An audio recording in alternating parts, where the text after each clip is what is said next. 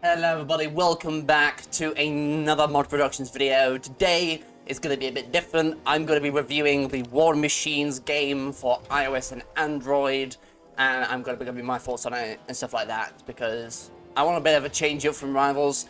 I'm going to see how I do with this kind of content, so hopefully you enjoy. I'm going to get right down to business. So, War Machines is a tank game released for iOS and Android platforms. It has 100 million plus downloads as shown from the Google Play Store, and the game released on 16 November 2016. Again, as stated by the Google Play Store. In this game, you have a tank to control with the aim to kill other tanks, and there really isn't much in the way of gameplay. We'll get into that later. When you initially get into the game, when you initially start it up, you go through a short tutorial on how to use your tank and get familiar with how to move and how to shoot. Afterwards, being brought to the lobby screen where you can then actually play the game properly. The main gameplay modes of War Machines are free-for-all, team deathmatch, and conquest. Conquest is basically like domination for you Call of Duty fans out there. The main gameplay loop is very simple. It can essentially boil down to either killing tanks or taking a specific point on the map. The tanks don't really control well, they're very tanky, they're slow, tanky in the wrong way by the way, which means that making minute adjustments is quite difficult because the tanks don't often go where you want them to. Because usually when you try and play the game, you want to go for weak spots.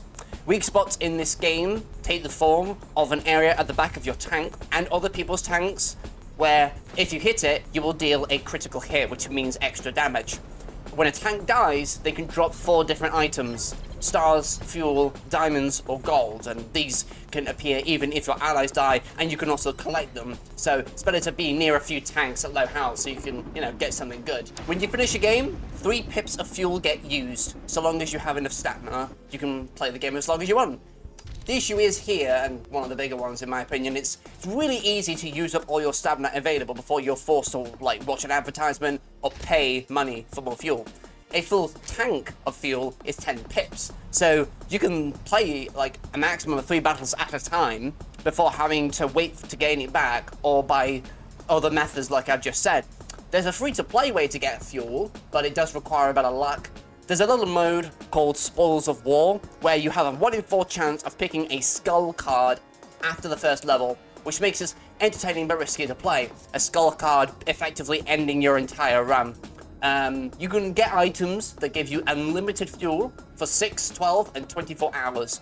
I myself have a small collection of these boons. Every item you get in that mode is random, and so is your chance of losing all of it you've accumulated. Going back to gameplay, there are challenges which require you to get a set amount of wins in a row to complete a tier. And there are multiple tiers in this challenges section, respective of how you can only use a tank of that tier to participate. So for example, if I selected a tier 2 challenge, I could only use tier 2 tanks. And thankfully it's very easy to see which tier a tank belongs to as well, so that's quite nice. The problem with this mode is that I've not been able to complete a challenge yet. Mainly due to the fact that all the opponents that I face are vastly overpowered compared to me. They all have really good camos, really good decals, spatula ammunition, and fully upgraded tanks, which put me into massive disadvantage, therefore requiring me to invest more time in the game for me to actually win any of these, unless I get stupidly lucky, which is very unlikely. Speaking of camos and stuff, you can actually choose camos and decals prior to engaging in battle, with each respective camo and decal having their own benefits, some being just generally better than others. So for example, you can get 20% attack on one camo, the other you can get 85% and maybe 10% movement speed. It is honestly insane. Yeah, these camos can really upgrade your power, especially if your tank is fully upgraded as well. Aside from those customizable options, you can also pick up 3 power-ups, or choose them at the very least, to use while in battle. Many of them being better versions of lower tier power-ups. So for example, there are different tiers of airstrike, like airstrike, airstrike 2, etc. They'll just deal more damage at one time and a bigger radius, for example. And you can get them while being higher level as well. So you get these power-ups by using these boxes. These boxes you get from the end of each game, or you can anyway, unless you've got full spaces. But each box has a chance to give you a power-up, and then you can use that to your advantage in a game. I do think, however, that the clan system in this game is actually alright. When you join a clan, you can participate in clan wars, which reward you, depending on the performance, with large sums of coins. There are 3 crates in total that your clan can get, 2 being smaller and 1 big one in the middle. As far as memory serves, each of the small crates give 5,000 gold coins. No, it give 50,000 gold coins, and the big ones give you 100,000 to 200,000 coins, making it like really worthwhile to join in and get as much as you can. The progress to getting these crates is done by killing tanks. The more tanks killed, the better your chances are of getting these crates, as you're meeting the threshold or getting to that threshold quicker. As mentioned before, you can do more killing in these events if you have decals, camos, ammo, etc. But other than that, it doesn't really offer that much. As I said before, like, the game is essentially just kill tanks or take points. And, you don't really take points that often. The only reason I remember you can take points is because I only play Conquest in the normal modes. Otherwise, it's just kill tanks. So, at the very least, you'll be incredibly bored. Once you've played the game for 20 minutes, you'll find that you've just played the entire game, basically. You will not have a different gameplay loop to experience, therefore it'll be incredibly dull, and you won't actually be having any fun. This gets worse when, as I've mentioned before as well, when you encounter players that have all these different items on them that they've had to pay either real money or premium currency for. Obviously, you can get them through Spoils of War as well, but it is a chance. It is not guaranteed, and it will take you a lot longer to build up all those cameras and stuff before you can actually have a repertoire of different cameras, decals to use, and like events and stuff. But it would generally be quicker to buy them, but of course that's what the game wants you to do. It is a very slow slog to try and get all these resources, sadly. And the fuel that I mentioned earlier, again, is also based on chance. It's not guaranteed. You can get full fuel when you level up, but however, it's just not really worth it, because the level of progression as well isn't really that big. You're essentially playing the game to go and upgrade your tank, and that's it.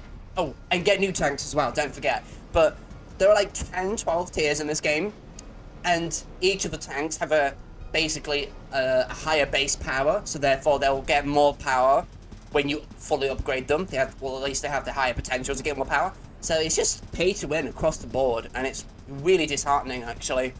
So I cannot give this game any high recommendations at all, because of it being quite boring, and it just incentivizes you to spend money all the time. Again, the best you can do, if you want to play this game free to play at all, which again I don't recommend, is go join a clan, play regularly, get the coins, and then afterwards spend the coins on upgrades. Pick, if you're going to be getting a tank on one specific tier, get the one that costs the most on that tier, and then fully upgrade that, and do it like every other tier so that you're not spreading your resources out too much. That's all I can say, really. It's probably the best way for you to do this. So, with that review done, I will sadly have to give this game not good enough out of amazing, and I cannot recommend this to anyone. The gameplay is just very boring, repetitive, non-incentivizing for you to keep playing longer than 20 minutes, especially with the small amount of stamina that you get each time that you come back to it. It's really terrible. So, unfortunately, I can't recommend this very much. So, yeah. There is my review, everybody. Hopefully you did enjoy it. Yeah, this is a bit off the cuff a bit, because it's something I've been wanting to plan for a while. Just haven't got around to doing it. But when I have, like, for this past couple of days while making the video, I found that the footage that I had before just disappeared. I don't know whether it's fucking because I got it corrupted or something, but it really quite annoyed me. So that set it back. But regardless, I still got it out. Hopefully did someone enjoy it. Let me know if this is the kind of thing that you would like to see more of, because, again, it's something different to Rivals all the time, and I would like to make more of these myself. But now that I've explained all of that, I guess I'll leave a link or something in the description, if I can, of the game or something. But, yeah. Thank you very much for watching. Also, yes, before I go as well, what's funny is that the game has a Steam page, and you can't play the game on Steam. I found that quite funny, actually. Probably because the game is not really high quality. But anyway, thanks very much for watching again, and I'll see you next time. Definitely.